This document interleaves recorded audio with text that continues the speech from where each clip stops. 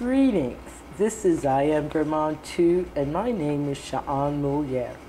Am Vermont Too is modeled after the I Too Am Harvard initiative.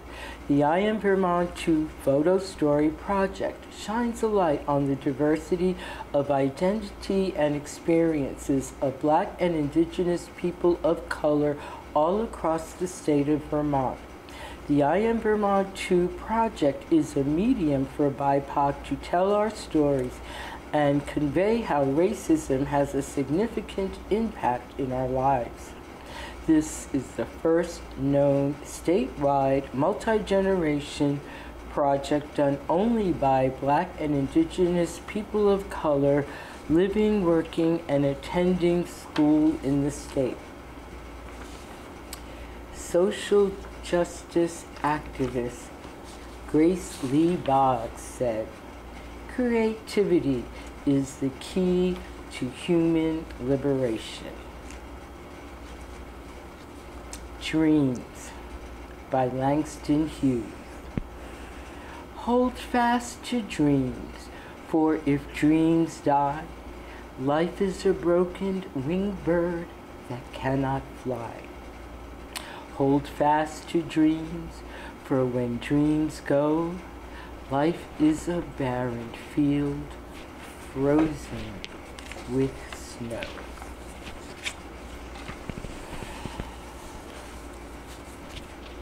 My guest today is Sahra Ali. I met Sahra several years ago. I'm delighted to welcome you to the program and thank you for being here. Before you tell the viewers about yourself, can you share what it was like to be asked to be a guest on the program? Yes, thank you for having me.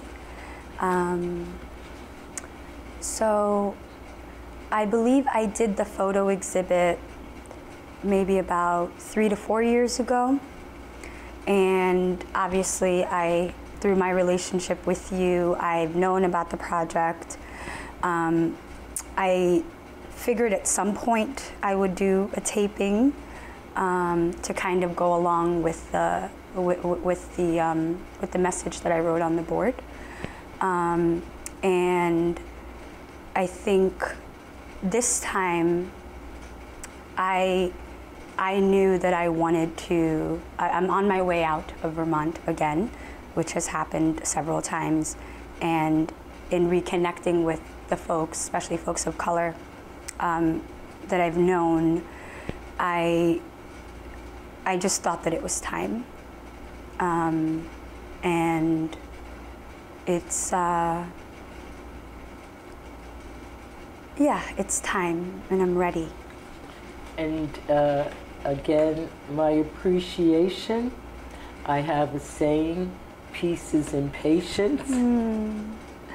And those years from the beginning to where we are now have brought such joy to my life, has really enhanced my perspective of who we are, whether different generations, coming from different spaces, that it's been so enriching. So for that, I thank you. So can you share a little bit about, who you are? How do you identify? Well, my name is Sahra Ali. My pronouns are she, her.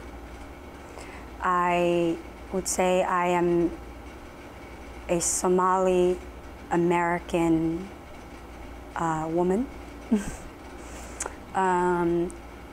I am a writer, and I was not born in this country, so in lots of ways I'm still an immigrant, which is probably a lot to unpack on its own. But yeah, I guess I guess I can go into a little bit about, before I even really answer how do I identify, where do I come from? And, you know, for a long time, I didn't know, before I started writing a lot, I didn't know how I would want to identify, whether it's, I spent so much time being American, trying to be American, that I didn't know where to put the Somali. So I would say it seems very loaded on its own, but I'm comfortable with Somali American Sahra. And you bring up a wonderful point. And also, you know, as I see the emergence, the evolution of even this program, you know, one of the questions that people answer around where they come from is it being diverse. Yes. And I've had folks who were not born here, and it was, so what community do they want to identify with? So did they want to say the community of their birth? And then when you say, like, was it diverse? Are we thinking U.S. diversity? And are they thinking of, well, I was there, but then I came to the U.S. and I was in that community, and then I came to Vermont. So it really opened up back to, how do we identify? Who are we identifying for? You know, what is the intent? And even when I think in place and time, that hyphenated names in some places are frowned upon. Yeah, yeah. It's a big question, especially in this greater Am Vermont Too context. You said a lot there. Place, I'll get back to place, but a little bit about my background. So I come from a family of 7, and like I said, I wasn't born here. I have 2 other siblings who are older than me that were also born in Somalia. And I came to the US in 1996, sponsored by my father. Me and my older siblings and my mother. And then in the subsequent years, 4 other American-born children were had. And I had grown up in Jersey City.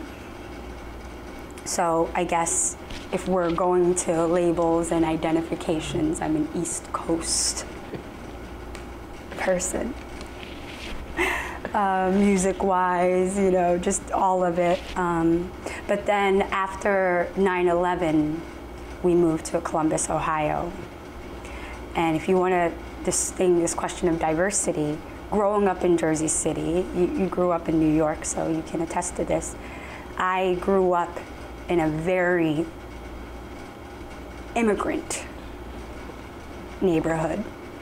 So I guess diverse wouldn't even really cut it, right? Because our cultural days it wasn't just one day. It was, you know, I remember having to learn how to say, can I talk to so-and-so in Spanish? and, you know, calling my friends, and you know, their parents who didn't speak, and my parent, you know, my mother was struggling with English as well, and it was just like, oh, puedo hablar con whoever, right? That's all I knew, you know. So I guess that was my foundation, and then Columbus, Ohio, suburbia, white America, introduction. I was also, and I am, a Muslim woman. And I wore the hijab for a long time. So back then my identity was also, I mean, that's what people saw. That's the first thing that they see is the hijab. So diversity is hard. It's a hard word. It's a hard word because once we moved to Ohio, I really realized the lack of it. And just how much of a misunderstanding there is around, especially in the Midwest, where you have to be identified in some ways. Yeah, I think of the waves and the almost the various levels, you know, where it's again almost like an onion. That what is this thing we call America? So, Vermont. What brought you to the Green Mountain State? Let's get to it. So I came here for community. And my experience in Vermont, to borrow one of your favorite words. I don't know if it's your favorite words. You instilled it in me. Do you know the word I'm going to use? Curious. It has been a curious experience. So I came to Vermont in 2017, fall of 2017. I came to the Northeast Kingdom. And I literally did come for community. I had a job within a community. I lived within a community. I ate with the community. I lasted about a few months in the community because there wasn't space for someone that occupied this body and this skin and this, you know. And I fell in love while I was there. I was in Barnet. I fell in love with the land. And I had already been, like, I mean, I didn't have any qualms. I knew that Vermont was a white state. I was already coming from very, very white places because I tend to dwell in the mountains. And in the United States, it means very little diversity, except for the animals and the plants and the trees. Oh my, the biodiversity is wonderful. But I fell in love with the land, and I had a choice. Well, first I left. That was the first time that I left. And I knew I needed to leave because it was still new. My relationship with the state was still new. And for lack of a better term, I was very green to this way of life, to this very white way of life. So I left, and the land just kept occupying my mind. And I traveled, and I went, you know, all over to other mountain towns, and, you know, and then I decided to come back about less than a year later to give it another go, but with the land. And I came back to the Northeast Kingdom. And I worked several different kinds of jobs. I tried to infiltrate the community as much as I can. You know, I say I was green because I'm a little bit removed from it now, but, you know, I found myself, my second iteration, again, community, but then finding out, it was just almost like I kept finding out more And the more I was curious about it, and probably very stubborn, because I wasn't gonna let, you know, if I get driven away, I wanted to get driven away on my own terms. And again, it's with the land. So I tried to make it work, and then I ended up leaving again. And I met you throughout some of those. You were actually you may have been the first Black person I ever met in the NEK. So. I believe so, that you were new and someone had introduced us. So you talked a little bit about, and maybe more than a little bit, about some of your passions. Yes. One being the land. Okay. So can you share, you know, you write, and you've also shared that you've been in different places, so apparently travel.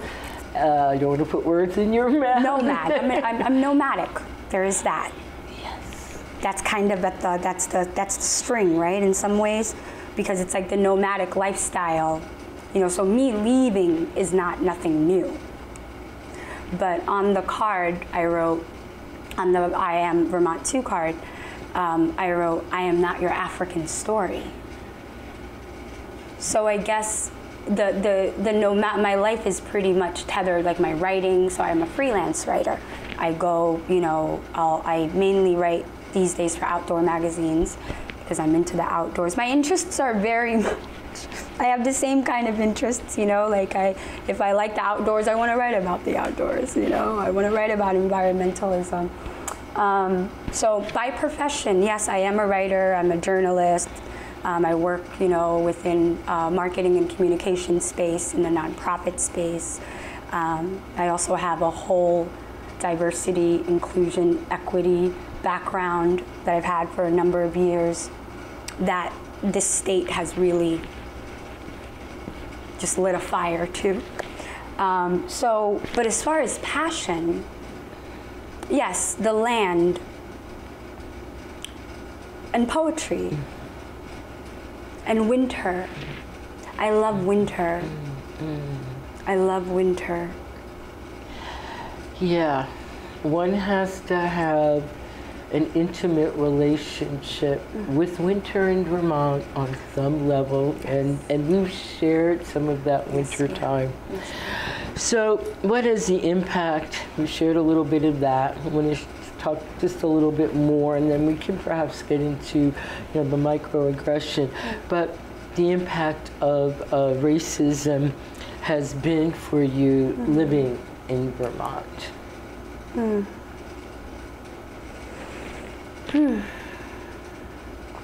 That's so hard. It's so hard because it's so accessible. You know, when someone asks you, hey, how's that been for you? How's that experience of that thing been for you there? And when you see patterns. So because I also do this work, it's been very multi-layered. It's been spiritual. It's been violent. I would say, you know, I've had, and I don't really care to go into them, but I've had explicit racism that has literally said no, like leave. I have had the kind of racism that says you're on my side, we're on the same side, but I have a gun. So for me, I think it's because there aren't a lot of Black people in the Northeast Kingdom. So I also understand, now that I've been here several years, I also recognize that a lot of the racism that I've dealt with has just been visibility. Yes. Yes. Thank you. Yes. Thank you. Yes. And so, if you could describe microaggression and share briefly. Yes, of and course. then share how it made you feel at the time. Yeah. Well, in keeping with the theme of I am not, you know, it's interesting. When I first wrote that, it was very instinctual. So let's see. And Mike, I'll just start there. That most recently, the latest iteration of racism towards me in the NEK has been around white people assuming, because of my features, or even those who know me, because I've been in the community for a few years, you know, it's hard to not see me, owning some sort of African story, and basically me becoming the African black. So a microaggression could be something in this vein now, in this context of, I have diffused their alarms. I've been in the community for a long time. Right now, I guess some people can say that we are dealing with a racial reckoning in the United States, and Vermont is not exempt. So this iteration now is, well, hey, let me tell you about my grievances towards another kind of black American, because you're Somali, you're African, you have a different experience. So when you're in that experience, how are you feeling?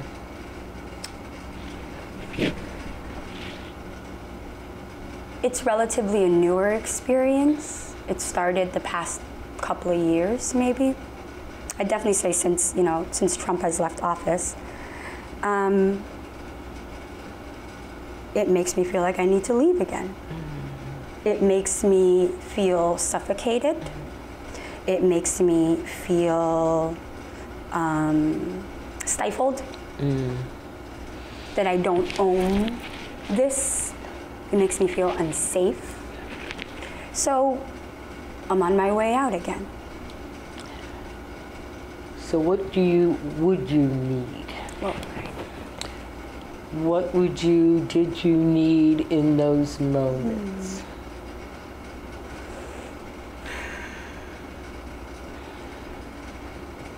What would I need? You know, space,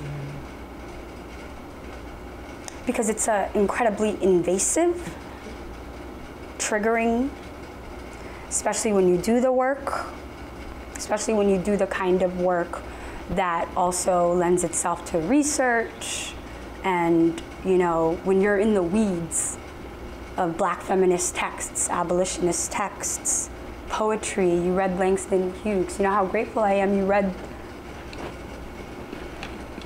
So in some ways, I guess what it is that it intercepted whatever need I could have, right? But yes, I would say, but if I had space, I don't think that people would ask those questions. I don't think people would say that. So in a way, what I need is something that I can't offer. It's something that maybe the culture should already, maybe it should be something as simple as read the room,